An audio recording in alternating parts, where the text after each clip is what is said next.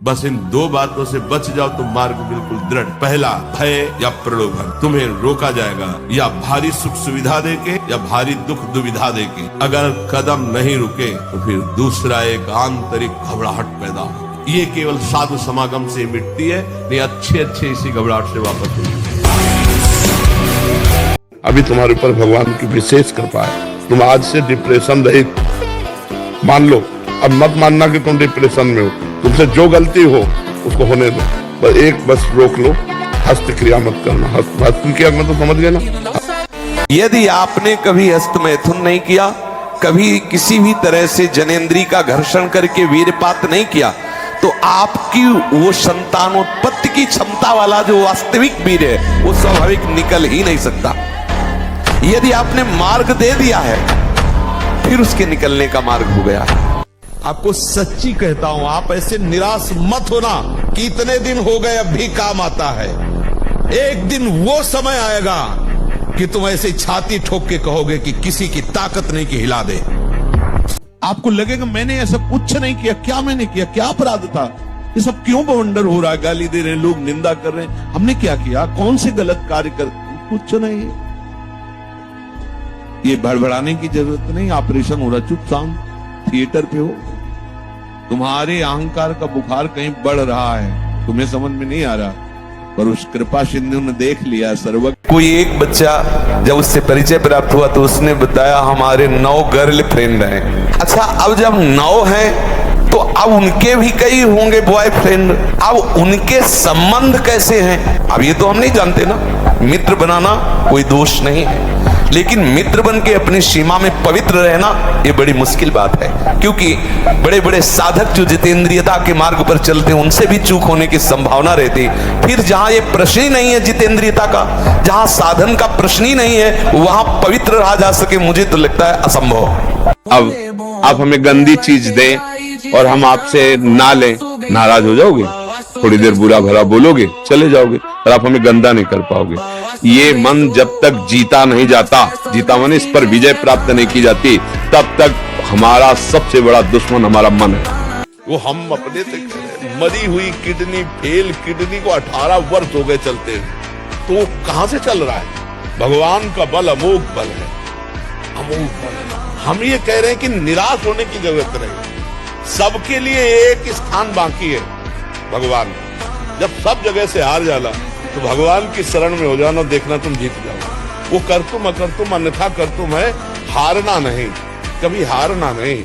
उन्होंने कहा मेरी बात सुनो, जितने दिव्य ऋषि देवता अंतरिक्ष के दैवी शक्तियां सब प्रकट होके सुनो। पिता के लिए मैं आजीवन ब्रह्मचारी रहूंगा, कभी किसी स्त्री को स्वीकार ही नहीं करूंगा, ना राज सिंहासन में बैठूंगा, ना कभी ब्याह करूंगा, ना कभी ब्रह्मचर्य तोड़ूंगा। भीष्म प्रतिज्ञा इसी का। थोड़ा आगे बढ़ो, नाम जप करो, धर्म से चलो। हर एक व्यक्ति के हृदय में इतना आत्मबल है, सब कुछ सह सकता है। तुम वो आत्मबल, वो शक्ति क्यों नहीं जागृत कर रहे हो। बड़ी सी बड़ी स्थिति जितनी भी बनी, चाहे भागवतिक बनी चाहे लौकिक बनी, हमारे लिए बनी, ऐसे भगवान का बच्चा हर ऊंचाई पर चढ़ सकता है। फ्रस्ट्रेशन क्या है? हाँ, बोले उसको शांत करने का बहुत बढ़िया उपाय है, हस्त मैथुन कर लीजिए और आप शांति से फिर अध्ययन कीजिए। कैसी बुद्धि मारी गई कि मतलब ऐसा लगता है कि ऐसे लोग कैसे हमारे समाज को आगे बढ़ने देंगे। आप सोचो, जो कह रहा है वीरपात करके शांति मिलेगी, फिर आप अध्ययन कर लीजिए तो मित्र हो सकता है। अरे वीरपात जीवनी शक्ति, आप उसे क्या समझते हो? यदि तुम भजन की सोचोगे कि अब मुझे भजन करना है तो पाप नष्ट होना शुरू हो जाएगा। ये बड़े कृपालु हैं, महान दुराचारी भी सोच ले भगवान की सिवा मेरा कोई कल्याण नहीं कर सकता, बस मैं उसे महात्मा बना दूंगा, चिंता न करो। यदि तुमसे पाप बन गए हैं, भूल हो गई है, तो प्रभु का नाम जपने की सोचो केवल, तो पाप नष्ट होना शुरू हो जाएंगे। और नाम जब शुरू किया तो वो अवश्य, जो निराश होकर के रोने लगता है ये भेड़िए की तरह है, और बालक के ऊपर हीन का प्रहार होता है, वयोवृद्ध या ज्ञान वृद्ध के ऊपर भेड़िए का प्रहार नहीं होता। ये काम क्रोध आदि उन्हीं के ऊपर ज्यादा प्रहार करते हैं जिनको रोना धोना पसंद है। किस बात के लिए, मुझे ये चाहिए, मुझे ऐसा, मुझे रहा नहीं जा रहा, मुझे सहा नहीं जा रहा, मेरे से भजन नहीं हो रहा, मेरा मन नहीं। तुम मानो हो, हम आपको बताएं इसमें जिद्दी स्वभाव चाहिए, हारना नहीं सीखा, घुटने टेकना नहीं सीखा। बस ये आप समझ लो, साधुता में एक जिद्दी स्वभाव चाहिए, घुटने नहीं टेक सकता, हार नहीं सकता। मैं भगवान का दास हूं, अविनाशी का बच्चा हूं, तो गिरा नहीं सकते। कितनी बार गिराओगे, जितनी बार गिराओगे उतनी बार हम बलवान होंगे, उतनी बार हम वो सूत्र देखेंगे, अब मैं फेल कहां से हो रहा हूं, निकल जाएंगे।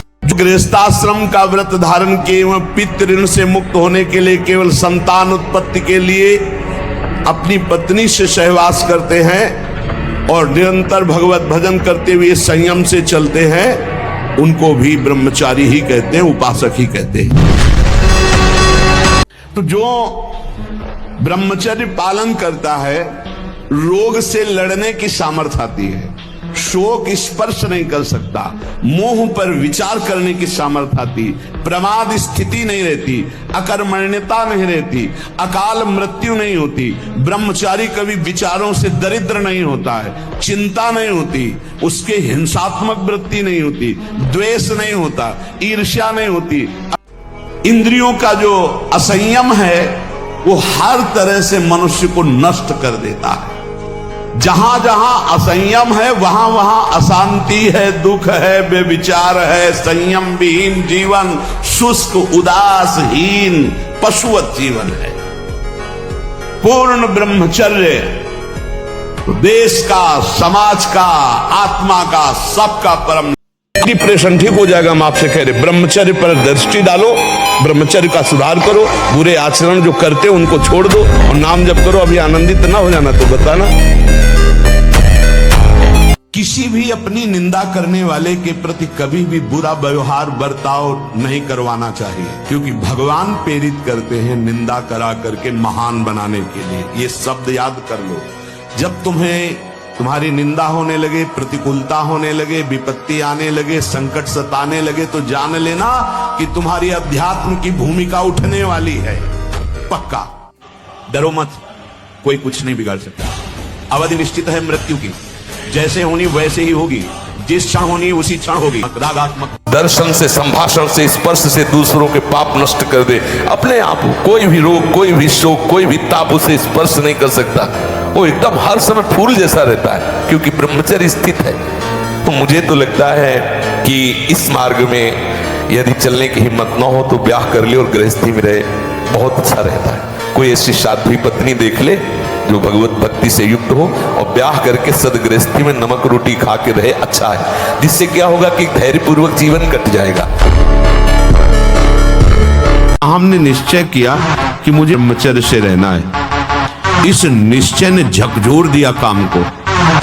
अब वो प्रयासरत है हमें परास्त करने का, पर बार बार ये निश्चय बुद्धि का, क्योंकि अहम ने निश्चय कर लिया कि अब मुझे ब्रह्मचर्य से रहना है। घोर अनर्थ हो गया। क्यों? यहां आए थे जीवन मुक्त होने के लिए, वादा गर्भ से करके आए थे भगवान से कि इस बार मुझे निकाल दो, मैं ऐसा भजन करूंगा, कहीं भी ममता आसक्ति नहीं करूंगा, एकमात्र आपका भजन करके जीवन मुक्त हो जाऊंगा। तो फिर क्या, गृहस्थी में ना रहे? नहीं, आराम से रहिए। अब एकाग्रता के लिए पावर चाहिए, अभ्यास का और ब्रह्मचर्य का भी। अभी आप 1 साल ब्रह्मचर्य रहिए, आप फिर देखिए आपके विचार कैसे होते हैं, आपको किस शरीर में कैसी ऊर्जा होती है, आपका प्रतिज्ञा, आपके वचन, आपकी चेष्टा, आपकी क्रियाएं कितनी मतलब पवित्र और साफ स्वच्छ एकाग्र। सीमा एक जैसे मालिक की खेल है। सीमा तो है, जब ज्यादा बुराई करोगे तो तुम्हारा विनाश कर देगा, ये सीमा है। जिसने हरि ऐसा उच्चारण कर लिया तो प्राण छोड़कर जो यात्रा होनी उसके लिए उसने पूर्ण व्यवस्था तैयार कर ली। अर्थात शरीर छोड़कर जो जाना है अब वो सीधे भगवत धाम जाएगा, उसे यमराज के दूत देख नहीं सकते। उसने सर्व पापों का प्रायश्चित कर लिया। ब्रह्मचर्य पालन करता है रोग से लड़ने की सामर्थ्य आती है। शोक स्पर्श नहीं कर सकता। मोह पर विचार करने की सामर्थ्य आती है। प्रमाद स्थिति नहीं रहती, अकर्मण्यता नहीं रहती, अकाल मृत्यु नहीं होती। ब्रह्मचारी कभी विचारों से दरिद्र नहीं होता है, चिंता नहीं होती, उसके हिंसात्मक वृत्ति नहीं होती, द्वेष नहीं होता, ईर्ष्या नहीं होती, अशांति नहीं होती। ब्रह्मचर्य समस्त दोषों का नाश कर देता है। और जीना सीखो, संघर्ष से लड़ना सीखो, संघर्ष करो, जिंदगी से लड़ना सीखो, हारना नहीं, दहाड़ना सीखो, हर कष्ट को गले लगाना सीखो, हर संघर्ष को रौंदना सीखो।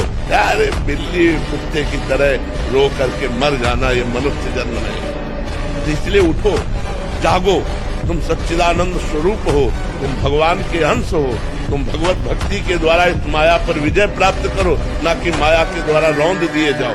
आना हुआ अज्ञान, फैला लो जितना फैलाना, उतने दुख फैल जाएगा तुम्हारा। जितना संबंध फैलाते चले जाओ उतने तो अज्ञान फैलता चला जाता है। विदेश में आपका कोई और वहाँ पधारे अमेरिका में, अभी भारत में आप रोना शुरू कर दोगे, दुखी हो जाओगे। क्या संबंध जितना फैलाते चले जाओगे तो विनाशी संबंध फैलाया तो विनाश होगा, उसका दुख का अनुभव होगा। माना हुआ ज्ञान। क्या मुर्दे जैसा जीवन, जो इंद्री जैसा चाहे वैसा डाउन कर दे, जैसा चाहे वो हमें शोक दे दे, दुख दे।